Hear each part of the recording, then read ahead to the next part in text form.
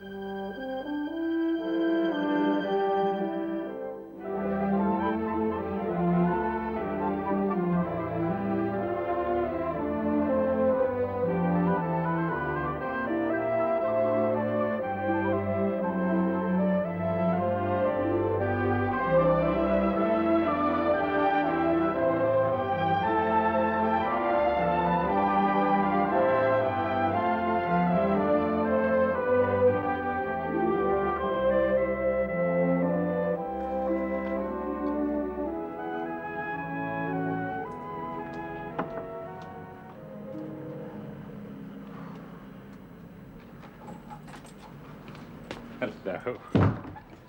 By George, it's warm this evening. Especially down in the tube. I had to stand all the way to Oxford Circus. And there are far too many women travelling at rush hour these days. Chap can hardly sit down before he has to pop up again. Well, some do. All well at the office? More or less. Oh, one funny thing. We had a phone call from our Birmingham office asking for one of our rapides to stand by next Friday evening. Special flight for Geoffrey Cartland. Geoffrey? But he won't fly. Where's he going? I don't know. Abroad, somewhere. I didn't like to ask. You see, it's none of my business. Well, perhaps his trip to Birmingham with you the other weekend converted him. He was ill all the way. Well, he's obviously determined to get over his air sickness. He's got guts, if nothing else, our Geoffrey. Oh, by the way, Liz said she might be popping in this evening if she can get time off. And when? Any moment now. Has it gone 6? Yes, well, it'd be nice to see old Liz. I did rather want to talk to her on my own. We've got a lot to discuss, family matters. Well, can't I just take my drink and sit on your bed? Don't much want to go out. I've only just got in. I thought you might like to go and have a game of squash and a bathe at Grosvenor House. That's an order, isn't it? No, it's a suggestion. Okay, if you want to wallow together in that broken engagement, do. Probably just as well if I'm not here. I might say something rather rude to Elizabeth, leading poor old Peter on like that, right up the garden path, and then... There, she's arrived. Last. I'm too late. I suggest you say hello politely and then go. All right. Hello, politely, then go. Come in, darling. Jack's here, but he's just off to play squash. Hello, Liz. Glad to catch a glimpse of you anyway. So sorry, have to dash. Got a court booked at 7, so do excuse me. Cheerio. Yes, goodbye, Jack. Well, come and sit down. Do you want to dump your coat? Oh, no, thanks.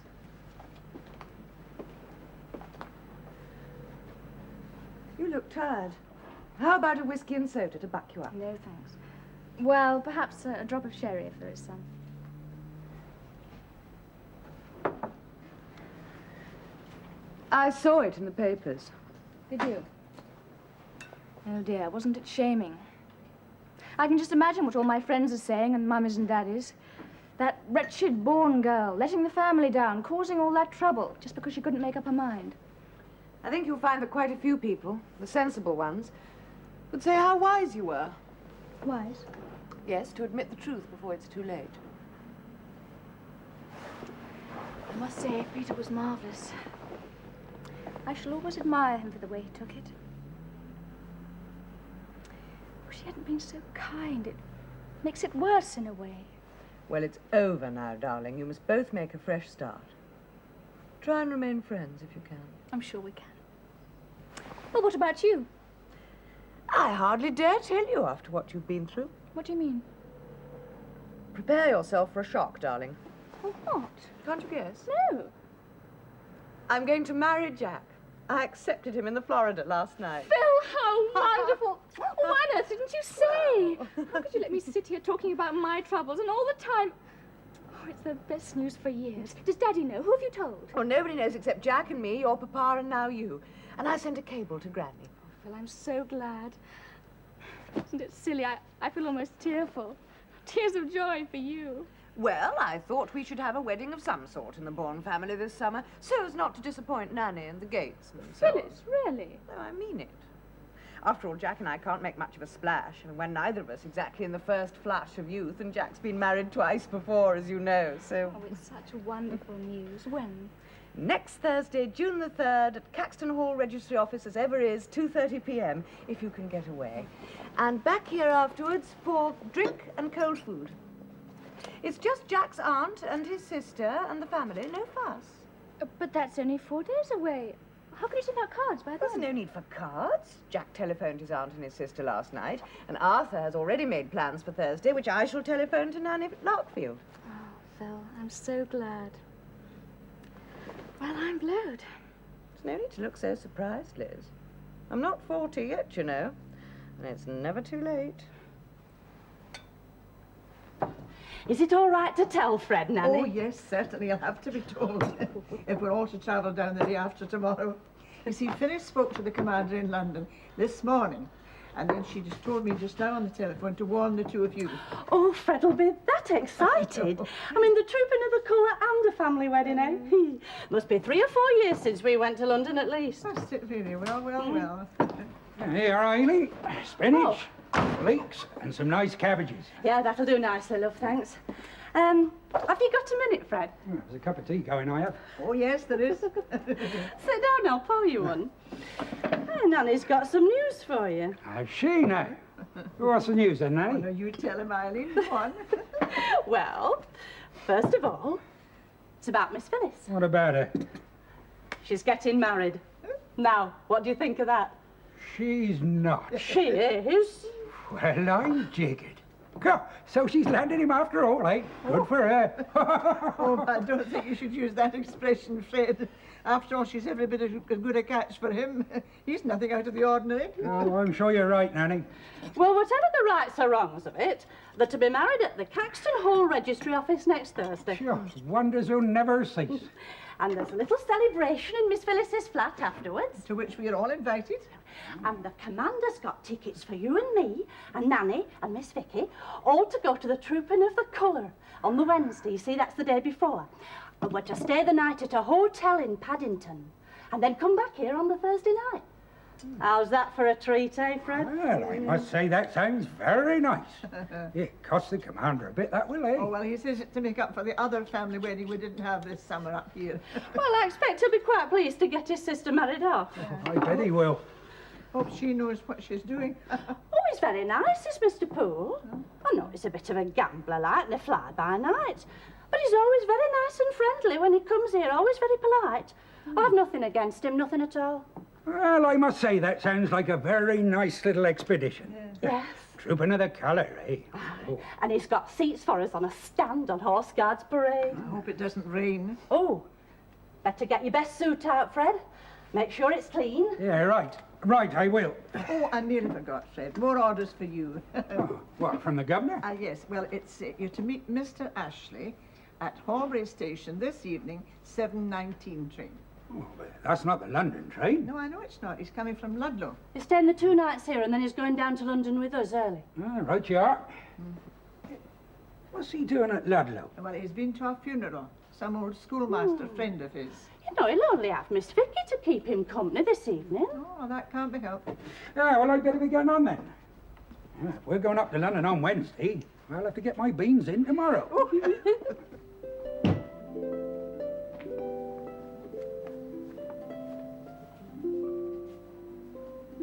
Liz gone? Just. Good Lord, you've had a long session. Oh, we had a lot to talk about. Did you get a game of squash? Yes, I did. I had played 5 games with the pro, and I beat him 3-2. Ah. Then I had a dip in the pool, and here I am, exercised, healthy, and ravenously hungry. I can only offer you an omelette. An omelette? Oh, no. I'm taking you out tonight, my girl. I'm taking you to Madame Prunier's, where we shall stuff ourselves with lobster thermidor and heaven knows what else. Steady on, Jack. You're not a millionaire. Prunier's is madly expensive. Nonsense. I'm a captain of industry now. The uncrowned king of air transport, Tsar of pool aviation. Oh, yes, but we've got to save now. Well, you have. You're going to have a wife to keep, old boy, and new responsibilities. So let's not go mad and dine at Prunier's every other night when we can have a cosy omelette here, or we'll end up in Carey Street. You forget I was brought up at Larkfield in the bosom of the Bourne family when every penny counted. We're very humble, simple folk.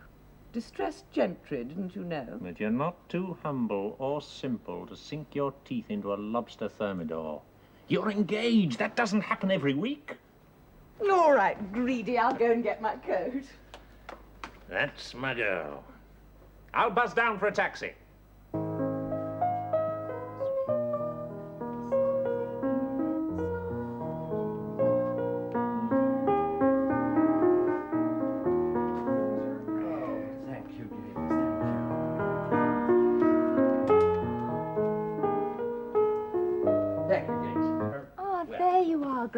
Hello, Vicky, my dear. You here all on your own? Afraid so. Well, your father thought he might get stuck in town, having to see the chief whip and arranging to move into Granny's flat. I know. Still, he'll be at Phyllis's and Jack's wedding on Thursday. You have heard the good news, haven't you? Yes, indeed, your father told me. And so did Gates, all the way from the station. It is splendid, isn't it? I had a bet with Laura they'd get married. Oh, you did? Well, where is Laura? Well, she's in London this week going to a dance. Ah. I hope she'll get to the wedding, though. Well, it looks as if you and I'll have to keep each other company just for this evening, doesn't it? Well, look, I'll go and clean up a bit. I expect dinner will be ready soon. It's ready when you are, Grandpa. Mrs. Gates told me to say. Oh, good. Well, I shan't be a jiffy. Right.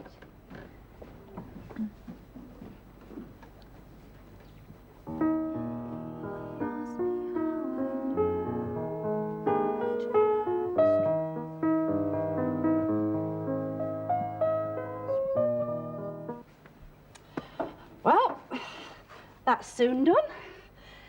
It's quite early yet. Didn't spend long in the dining room, did they? Well, I can't see wee Vicky sitting on in the dining room over a cigar and a glass of port with her grandpa. You know, Nanny, I think I'll leave the dining room table till tomorrow morning. Oh, I would. But Gerald Worley was about 73 or 4, I suppose. He had to give up his house about the same time as I gave up mine. About 2 years ago. But he had to retire, you see. He just couldn't go on. He'd been so ill. Was a nice man. Quite a lot of his old boys were there. Some of them had come a long way.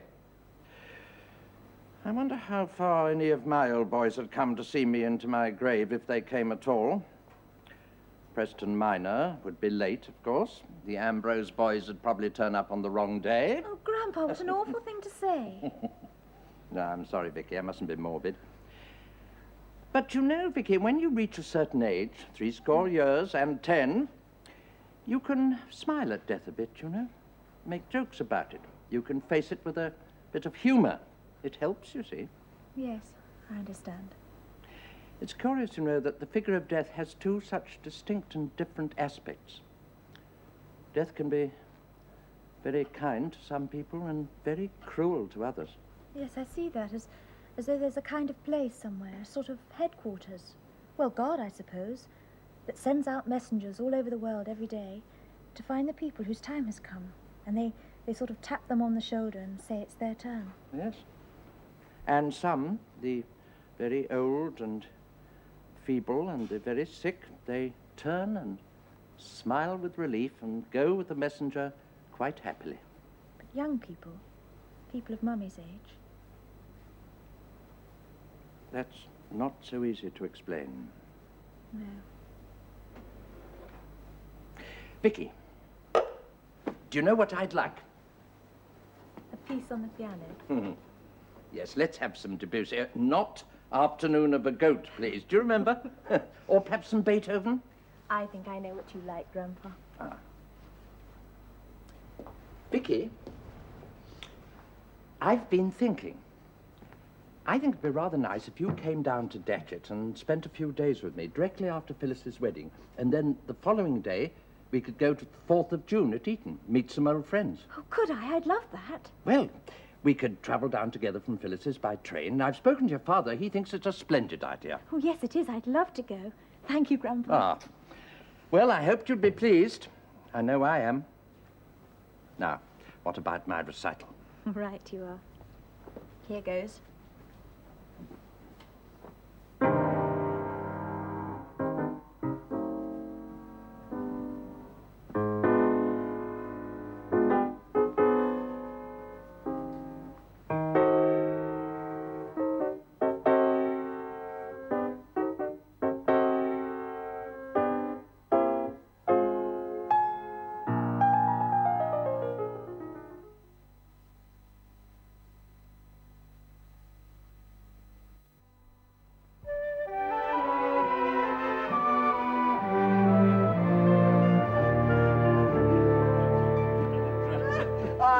Don't put me down. You strain your back. I must wear a tie. Nonsense. I shall carry you over this threshold if it's the last thing I do. It's an old, darling. established custom. There. Why? Oh, we must pull ourselves together. They're going to be here in a moment. They're only just behind us.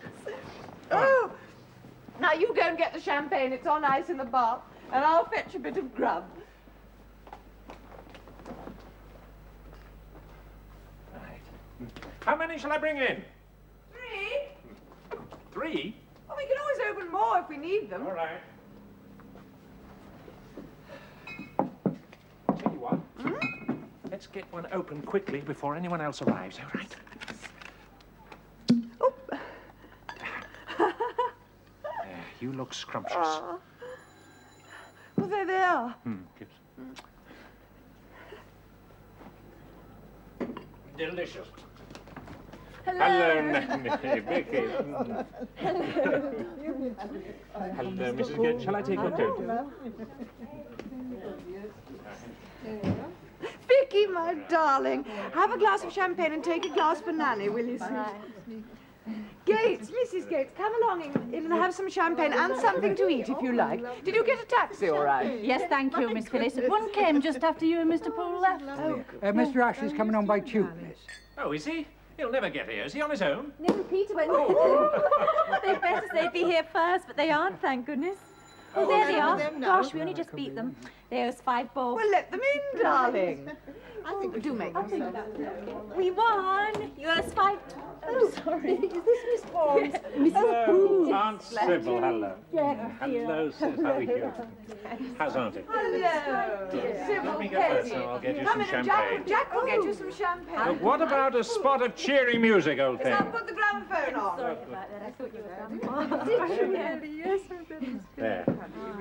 Bubbly. Lovely, thank you. Now, something to eat. Yes, that's right. Isn't she coming? Well, she's going to drop Daddy off at the House of Commons and then come on from there. I'll bet she's jolly excited about her own wedding. Isn't it quite soon? It's been put off, Debbie. But didn't Jack tell you? No, he didn't. Oh, it's a shame. They changed their minds. And was it the first trooping that you'd been to? Oh, no, sir, no, but I haven't been for a good many years now, sir. The wife's never been before. Oh, really? Oh, I've never seen the trooping of the colour. And mind you, I've seen it on the pictures. Oh, now, there's nothing quite like the real thing, is there? Oh, it was lovely, wasn't it, Fred? What's a good thing the rain kept off. Oh, there's Liz now. Will you excuse me if I go and ask her something? Of course, my dear. Do you think Jack could spare me another glass of champagne? Is Daddy coming on? No, he won't be able to. Oh, Phil, I'm terribly sorry. Daddy's asked me to apologise, but he got caught up at the house. Well, never mind. He made the registry office. I cannot imagine what has happened to Charles and Peter. Yeah. Well, they decided to come by tube. They better say be here first. And Grandpa was certain he would be. We're not stuck in some tunnel. Here you are, Liz. A nice, refreshing glass of bubbly. Oh, thank you. Oh, Phil, Jack, lots of happiness and all my love. Well, thanks very much, this old thing. Thanks. That must be Grandpa. Yes, right. What happens to Vicky, Elizabeth? Oh, that's my boss and my boss's wife. Hello, Jack. I'm sorry we didn't make the registry office, but I'm sure you didn't need us there. My fault entirely. It was a businessman's luncheon, motor cars at the Connaught Rooms. And I had to listen to Geoffrey making terrible jokes about tappets and camshafts, which I didn't understand a word. Well, the registrar managed to make us legal and official in about 10 minutes flat, didn't he, Phil? Quick, isn't it? It's over in a moment. So painless. So was mine. Geoffrey always tells his friends it was so quick he left the engine running outside the registry office, dashed in, married me, ran out again, jumped into his motor car, and we were in Wolverhampton by tea time for a board meeting. Hello, my darling. All happiness, love. Well, where's Peter? We're somewhere down in the underground with Grandpa. Oh. There'll be hours. Phil, do you mind if I pop in there and repair my makeup? Of course, darling. I'll bring you a glass of champagne. Geoffrey, come down and have it.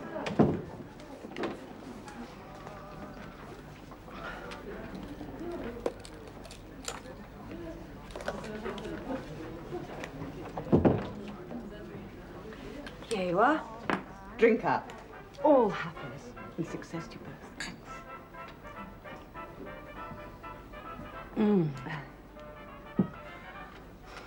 Thanks. Are you all right? You look a bit blue. No, I'm all right, thank you. I think we're all a bit blue underneath, even Jack and me. It's this Liz and Peter business. It's a debauch. No, it's not that, not really. I thought it was rather gruesome seeing it in the Times, splashed all over the court circular page. Well, it was disappointing, but not a tragedy. No, I agree. How's Geoffrey? Oh, very busy. He's flying abroad tomorrow. Yes, so I gather, in a pool company rapide. He seems to have got over his flying nerves. Yes, he has, hasn't he? How did you know? But Jack told me. He has bumped into Miss Finch again, isn't that odd? Has he? Where? At a meeting of the Horbury Hunt Committee last week. I thought she'd gone abroad for good, but she was there. I must go and join your guests. We must. Yes. I'll get you a refill. Oh, would you? Lovely. You've been hours, where have you been? Well, hardly hours, I think. Well, at Hello. least 10 minutes. What happened? Nothing happened, Vicky. Well, that's not quite true, actually. Something did. It's Anyway, all my fault. you lost your bet. Yes, I suppose we did, due entirely to a regrettable error of navigation on the part of my travelling companion. I shall say no more about it. Oh, come on, Grandpa, do stand. It's not fair. No, I think Peter had better tell you. I'm going to find Phyllis and ask her to give me a glass of wine, which I have richly deserved. Oh, Peter, what went wrong? Do tell. I don't think your grandfather's ever going to forgive me as long as I live. You see, when we were changing from the inner line at the Charing Cross, we got on the northern line instead of the Bakerloo line. We had to get up Tottenham Court Road, go all the way back and start again. I ran the old boy up the wrong tunnel. Peter, what's it say here about you leading Grandpa astray in the tube? You heard about it already? Yes, he certainly has told me. He said that you've got to buy yourself an underground map and do some homework on it, otherwise he'll never go anywhere with you again. If you'll excuse me, I'll go and rescue Aunt Sybil. She looks a bit stuck. Everything all right? Yes, thank you.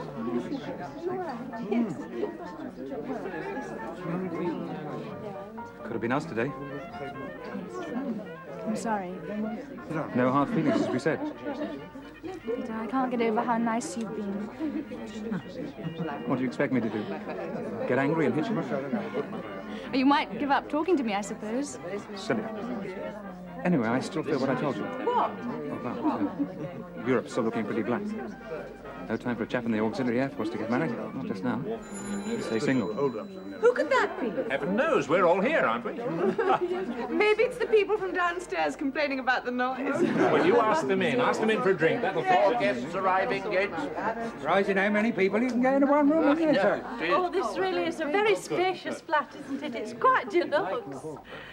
Hello, Mr. Meredith. Liz, you remember me when you came to my brother's house? Meredith Jones, look, I'm so sorry. I didn't realize you had company. Well, fancy seeing you here.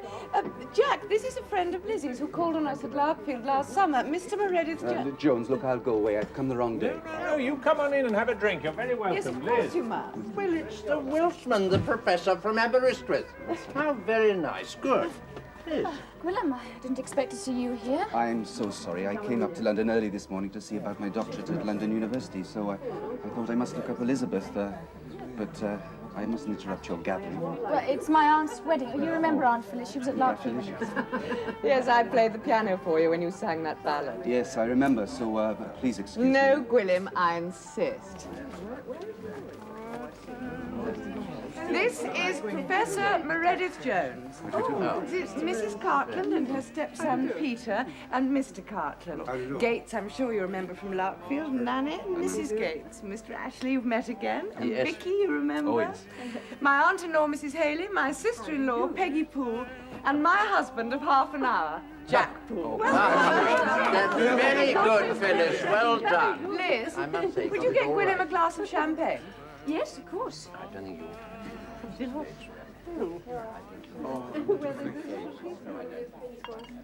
Oh.